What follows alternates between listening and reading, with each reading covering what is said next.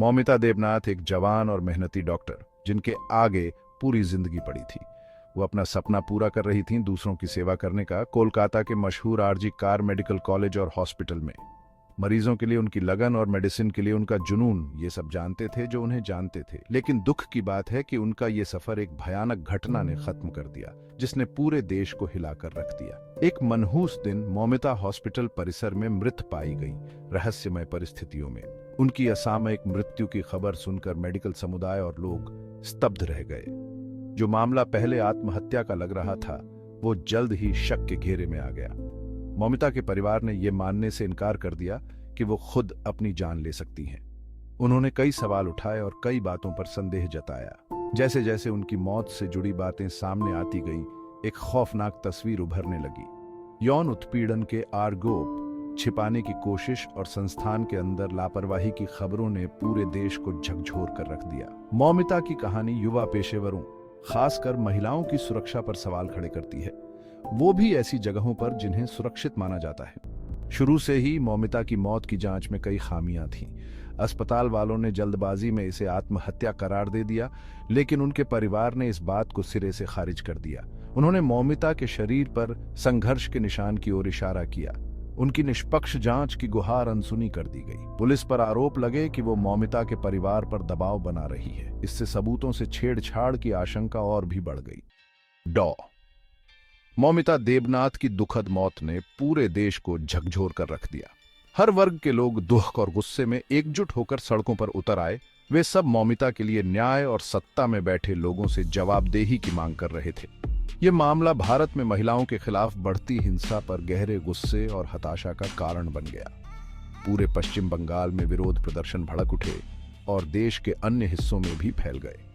Medical पेशेवर, छात्र, कार्यकर्ता और आम नागरिक एकजुट होकर अपना गुस्सा जाहिर करने के लिए सड़कों पर उतर आए। उन्होंने पूरी और निष्पक्ष जांच, कथित कवर अप में शामिल लोगों को निलंबित करने और मेडिकल संस्थानों में महिलाओं की सुरक्षा सुनिश्चित करने के लिए बदलाव की मांग की।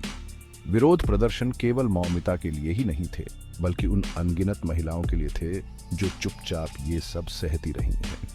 उनका मामला महिलाओं की सुरक्षा और पीड़ितों को न्याय प्रदान करने में सिस्टम की विफलता का प्रतीक बन गया। जनता के गुस्से ने एक स्पष्ट संदेश दिया, अब बहुत हो चुका। चौथा भाग, सच्चाई का उजागर होना, जांच। जैसे जैसे जनता का दबाव बढ़ता गया, मामले ने एक गंभीर मोड़ ले लिया। कड़ी जांच का सामना कर रही पश्चिम बंगाल सरकार ने जांच देश की सर्वोच्च जांच एजेंसी केंद्रीय जांच ब्यूरो सीबीआई को सौंप दी।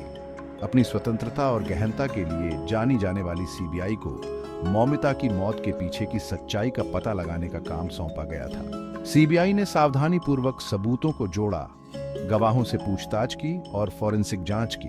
उनकी जांच ने लापरवाही, धमकी और आरजी कार मेडिकल कॉलेज के भीतर एक संभावित कवर अप के भयानक पैटर्न का खुलासा किया। सीबीआई के निष्कर्षों ने राज्य को हिलाकर रख दिया, जिससे भ्रष्टाचार और सत्ता के दुरुपयोग का एक काला सच सामने आया। जांच के बाद कई लोगों को गिरफ्तार किया गया, जिनमें अस्पताल के कर्मचारी और पुलिस अधिकारी भी शामिल थे।